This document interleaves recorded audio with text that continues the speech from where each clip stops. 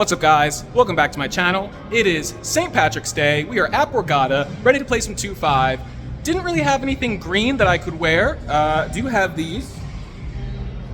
That's close enough to green, right? Tropical or teal, or maybe some of you guys are a little bit more into sneakers than I am, can tell me exactly what color that is. Won't be able to record the hands, because again, we are in Atlantic City, and that's against the rules for some reason. Hopefully you guys still enjoy it, so let's get in there, let's go. Hey guys, real quick, by the time this vlog launches, I am in Vegas working on a really cool video, something I haven't seen any other poker vlogger do, and I think it'll be a really fun time. At the worst, it'll be something interesting. So be sure to stay all the way to the very end to hear more about that. In our first interesting hand of the night, middle position opens at $15, and I look down at King 9 suited on the button. Not a bad hand, so I make the call. The big blind comes along as well. We're 3 ways to a flop of Jack 9 deuce 2 clubs. Big blind checks, middle position bets out $35. We have a pretty easy call here with middle pair and being able to play the hand in position. Big blind folds, and now we're heads up. Turn is a pretty nice one, the king of hearts. Middle position now slows down and checks. 2 pair on this board is almost always going to be the best hand at this point, but there are a ton of draws out there. So I decide to size up to about half pot and bet out $60. Middle position makes the call pretty quickly. The river, not a good one, the 4 of clubs. Middle position thinks for a while, but eventually checks. I'm not gonna lie guys, I'm really torn on this one. I would like to go for more value, and I don't necessarily think a flush would play it this way, but if I bet out and get check raised here, it's gonna feel real gross. So I take a lower variance route and check. My opponent says, "You're good." I flip my hand over and he mucks. Always nice to start the session off with a win. For our next hand, I'm in the big blind and look down at pocket 9s. There are 4 limpers, including the button, so I open things up to $20. We get 3 callers and go 4 ways to a flop of Queen 7-6, 2 spades. This is not exactly the board I was looking for, so I start things off with a check. Flop checks all the way around, and the turn comes the 3 of clubs. After the flop had checked all the way around, this turn card really doesn't change much of anything, so it's time to put some money in. I bet out $60. It folds to the button, who now raises to $125. I'm not really sure what this raise is trying to represent, what hand the button could have here that checked in position on the flop, and somehow now has improved with a 3. Is he saying he has pocket 3s, maybe backdoor clubs? It's only a min raise, but one of the problems we have is that our hand really can't improve here, other than hitting one of the 2 remaining 9s. So if we do call, we have to have a plan ready in place for the river. I do decide to make the call to check any card that comes out and hopefully just take our 9s to showdown. There's a good chance we are ahead at this point. However, if we do face a bet, we will further evaluate. The river comes the 10 of hearts. I check. Button continues again for $125. At this point, I don't really think he's bluffing us, but both flush draws bricked, and the most likely straight we have double blocked with our pocket 9s. So how strong can he really be here? Having the double blockers to the nut straight kind of feels like having the ace high when there's a flush on the board. Like, I know my opponent has a good hand here, but he likely doesn't have the nuts. Knowing our opponent doesn't, or very likely doesn't, have the strongest possible hand is, in my opinion, a great time to bluff. So, even though it's not a huge sizing, I decide to shove all in for $380. Our opponent immediately shifts around in his chair and looks very uncomfortable. That's a pretty good sign. Now we just play the waiting game. He's getting a very good price to call, but the thing about live poker river jams, they're very rarely a bluff, which is exactly why this is a good spot to go for one. He tanks for a very long time, starts chatting out loud, asks me if I have 8-9, says it's the only thing that makes sense, nothing else would ever play this way, and he does eventually put it in the fold. Whew, that was a bit of a tense spot, huh? I'm extremely happy with the outcome of this hand, as I've been trying to dial back my big bluffs, since I think it's something that I do a little bit too often, but not fully eliminate them and still go for it where it makes sense. Later on in the evening, this player would tell me that he folded 5-4 offsuit, which seems a little insane to me, so I don't really know if he was telling the truth or not. Either way, pumped to start the session off with back-to-back hands coming our way. In this one, we look down at ace-jack offsuit under the gun and open up to $15. We get 2 callers in middle position before it gets to the small blind, who raises to $55. Ace-jack isn't exactly the best ace and is one of my least favorite hands, but we do still have 2 Broadway cards. We are in position of the small blind player. I make the call. One of the 2 middle position players comes along as well. We are 3 ways to a flop of 8-5 deuce, 2 diamonds. Small blind checks. I consider throwing something out there, maybe to try to steal this pot, take control of the action, since it's unlikely for anyone to have connected here, but I decide to check and see what middle position does. If he checks as well, I may make a move on the turn, but middle position shoves his remaining stack of about $200. Small blind folds, I quickly fold, and middle position shows 3 deuce of diamonds. We were ahead! Damn it. All jokes aside, nice play by the middle position player on that one. Results notwithstanding, I honestly think we probably should have just folded the ace-jack pre-flop, not called the 55, but it is what it is. This next hand is not fun at all, so don't enjoy it, because I sure didn't. There's a straddle to $10, and we look down at pocket queens in the small blind. It folds around to the button, who limps in, and I start things off with a raise to $30. The big blind, who is an older male drinking warm black liquid, raises to $85. Coming from anyone else at the table, I would be giddy, excited to spring the trap, but coming from this particular player type, it does scare me a little bit. Not to worry though, because we won't have the option to 4-bet since the straddler goes ahead and does it for me. He 4-bet jams his stack for $365. What is going on here? It quickly folds back to me, and honestly, I hate everything. I hate everyone. I hate this stupid spot. I hate having to fold pocket queens pre-flop. This is so dumb. Honestly, dealer, just take my cards at this point. I quickly make the fold.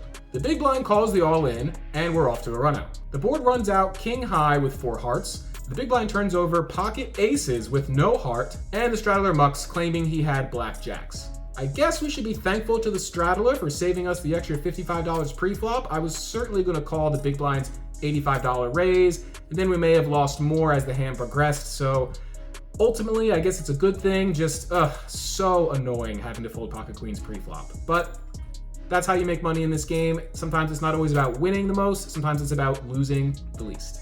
What better remedy for having to fold pocket queens pre-flop than my favorite hand, Jack 10. I open up to 15. We get 3 callers, the big blind, middle position, and the button. The flop comes Jack 9-6, 2 spades. Top pair with all the backdoor draws feels pretty strong in this spot, so I bet out $30.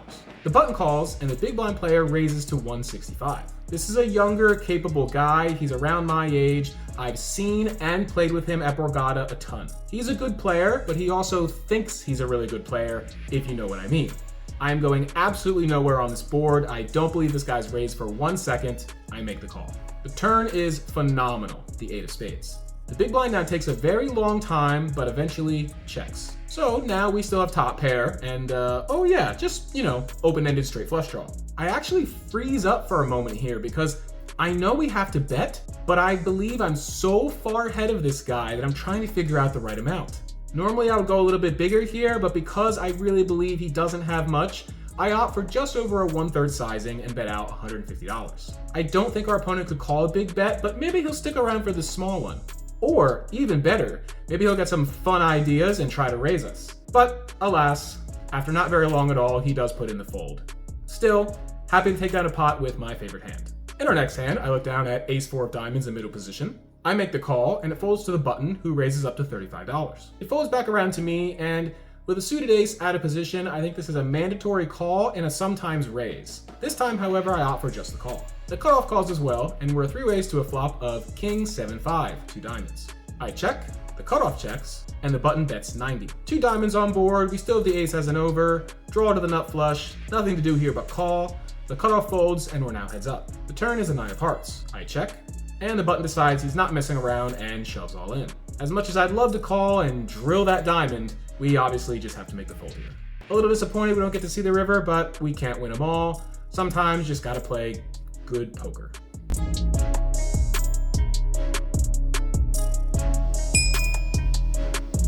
A little while later, we upgrade from ace-4 of diamonds to ace-8 of diamonds. I open up to $15 on the button, and the big blind raises to 55. It folds back around to me, and just like the last spot with a suited ace, I think it's a mandatory call and sometimes raise, but once again, I do opt for just the call. The flop comes queen 10-9, 2 diamonds. Big blind continues for $75. Once again, we flop huge here with a combo draw. We have a draw to the nut flush, and any jack gives us a straight. I consider raising in this spot, but because we do get to play this entire hand in position, I go for just the call. Turn is the jack of clubs. Now the big blind bets out $175. We've drilled our straight, but it is still the low end. At this point, we are still losing to any king, so a little pot control is fine. I make the call, and the river is quite the card, the 8 of hearts. Now we've been counterfeited and are playing the board. We either chop or lose this hand. We cannot win it outright. And what's worse, the big blind likes this card as well and jams for his remaining stack of $400. This is another gross spot. I was a little concerned about him having a king the whole time. That's why we pot controlled on the turn. There are a ton of kings in his range. We do have an ace, which blocks some ace-king combos, but I just don't think he would shove in this spot trying to bluff me off of a chop.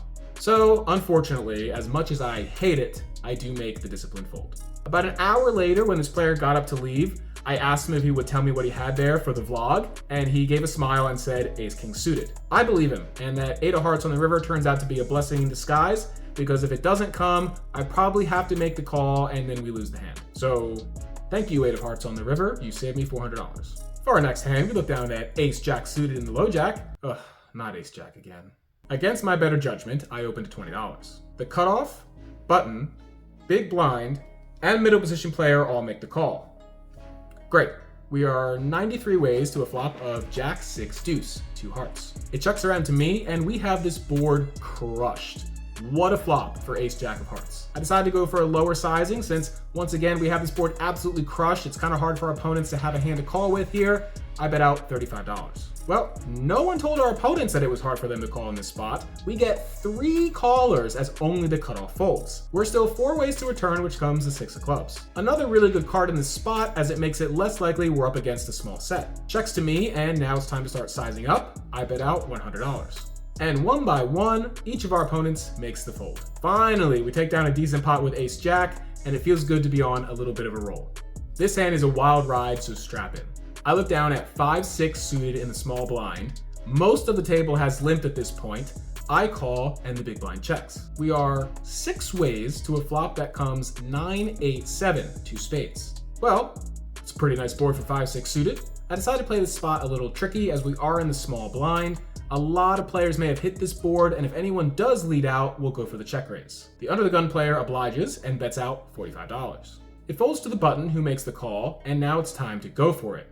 I raise things up to 125, which, looking back, this is probably a little bit too small of a size. I think closer to 200 would be where we want to go. However, the size proves very quickly to be irrelevant, as the under the gun player jams all in for his remaining stack of $321. This is a little scary, but it's not worth overanalyzing, as we're never folding in this spot until the button calls again. What is going on here? How is this a thing right now? What is happening on this board? The button covers me. I have about 500 or 600 left, so this is an all in or fold moment. The way the action went, my check raise should look pretty damn strong. So for the under the gun player to shove and the button to call on top of that, one of them has to have jack 10, right? I mean, 10-8 of spades at worst. I can't imagine folding this hand. But what's even worse is I don't think I can call. Once again, having the low end of the straight is such a tough spot to be in because our hand cannot improve other than a miracle runner clubs for a flush. When an opponent jams all in and there's another caller, even if you have a made hand and it cannot improve with cards to come, it's always a tough spot. I flash my hand to the older male drinking coffee next to me. He's not involved in this pot and looks very curious.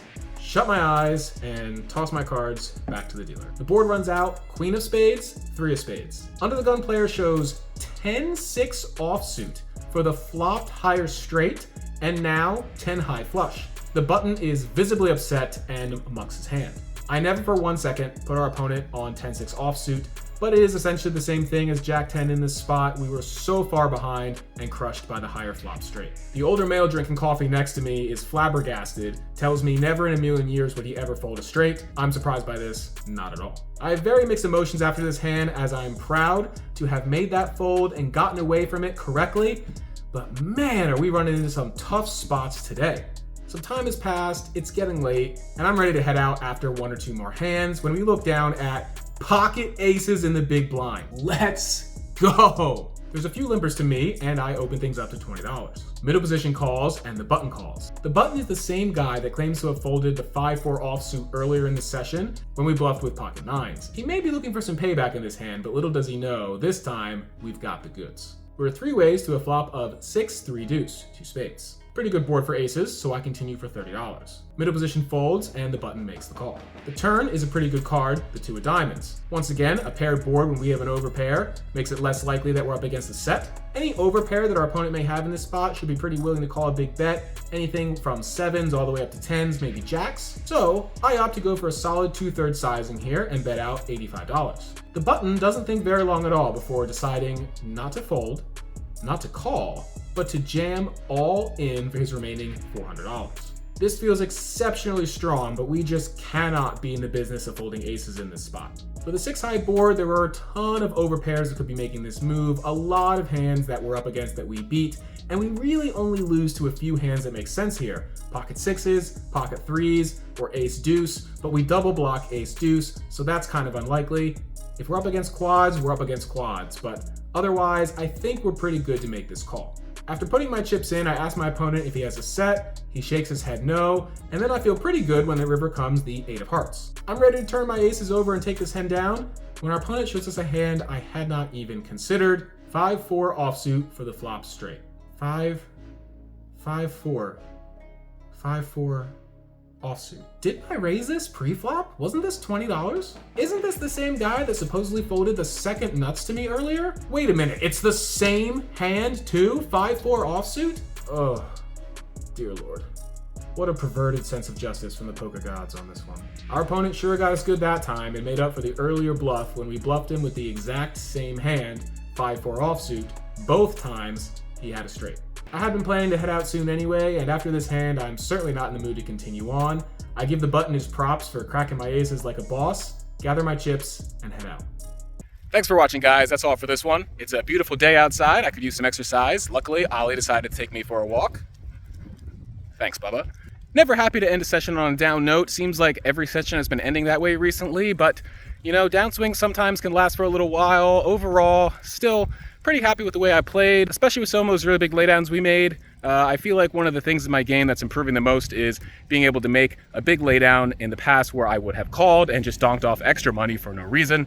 You know, sometimes it's really hard to lay down a big hand like aces or kings, but at the end of the day, it is just one pair. So, you know, you win some, you lose some. Numbers here, not the best, not the worst, but always happy to get a good session in regardless of the outcome. So I know I promised you guys an announcement in the beginning of this video. For those of you that stuck around, thank you.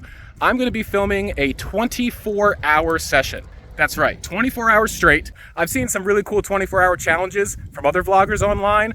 Maybe I've been watching too many Mr. Beast videos, I don't know. But I haven't seen anyone do it yet in poker, or if they have, I haven't noticed, so apologies if someone out there has and I haven't seen it. So if you do see me looking half asleep at a table at the Wynn or Aria or something, bring me a cup of coffee, come say hi, I will appreciate it. I hope you look forward to that video coming out. I'm really looking forward to editing it. I think it'll be really, really cool. Till next time, good luck out there, guys, and thanks for watching.